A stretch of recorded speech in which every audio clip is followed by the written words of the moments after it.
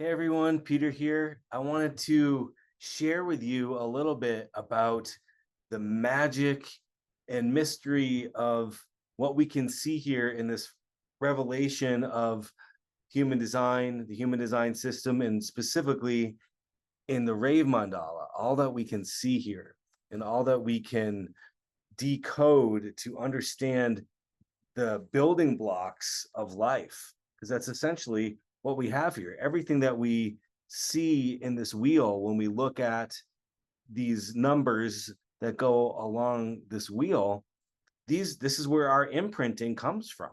This is what imprints all the different matrices, all the human design, the mammalian design, all the different forms of life that we have. So what are all the things that we can see just by looking at this mandala here? So we can look at the mandala, and I'll show you another slide here. We can divide the mandala into four quarters. We have the first quarter of initiation, purpose fulfilled through mind. We have the second quarter of civilization, purpose fulfilled through form.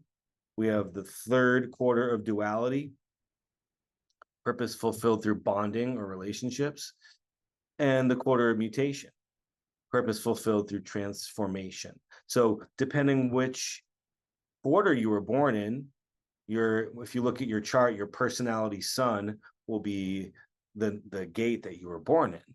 So that will say a lot about your purpose right there. And then each of those gates has what we call a polarity. So here are the 32 polarities of the Rave Mandala. So it's these polarities which make up what we call incarnation crosses. And every gate is going to have 12 different profiles. So for instance, the 13th gate is going to have the cross of the Sphinx, and that's going to be a right angle cross, and then it goes into a left angle cross, or excuse me, what's called a juxtaposition cross, and then a left angle cross. But it's always going to have the polarity of the 13 and the 7. And then it goes over here to the 49. The 49 is going to have a polarity with a 4. And the 30 is going to have a polarity with a 29. So we can see all these polarities here. And each of those polarities make up those 12 different profiles of the incarnation crosses found under that gate. So we can see a lot within the gate. We see where the gate even is located in the body graph, which is going to tell us also a little bit about its purpose. And then we can see it as a polarity. The polarities which build the incarnation crosses, or which also build the nodal polarities, can reveal a lot about the themes that we all deal with, the themes that we've all dealt with for millions of years, hundreds of thousands of years, tens of thousands of years, depending on how far back you want to go and look at. So, and that's the other thing, is we've been going around this wheel. We get through this wheel every year. And then we repeat it again and again and again. And these become imprinting agents. That's what we see when we look at the Godheads. The Godheads are a set of 16 different sets of 4, starting with a 13. 1, 2, 3, 4. And they all share the same base of the hexagram, which once you learn to read the hexagrams, you can see that there is a genetic commonality within each of those groupings, which can say a lot about behaviors and the imprinting that we receive through this programming. So, and also give us context of the conditioning that we're up against in that, if you want to call it that, because we're all here to awaken as ourselves and not be homogenized by this conditioning that we get. all the time, over and over and over again. So we learn to recognize the themes in our lives that are that might be a theme that we're here to wake up within. It doesn't always have to be against. Okay, so what seems like these haphazard numbers with no particular order, once we start to read them, see the themes, see the commonalities, see the dynamic relationship between the polarities, see the dynamic relationship between the harmonies, which is, the channels that get formed. Each of these gates has a harmony. The 37 or the 40, the 59 or the 6, the 19 or the 49, 54 or the 32. Those are harmonic gates, meaning they form a channel. But then the 54, for instance, has a polarity with a 53. So even with the 54-32 is going to learn something about the 53 is going to add a little dynamic quality into that. What's this relationship about?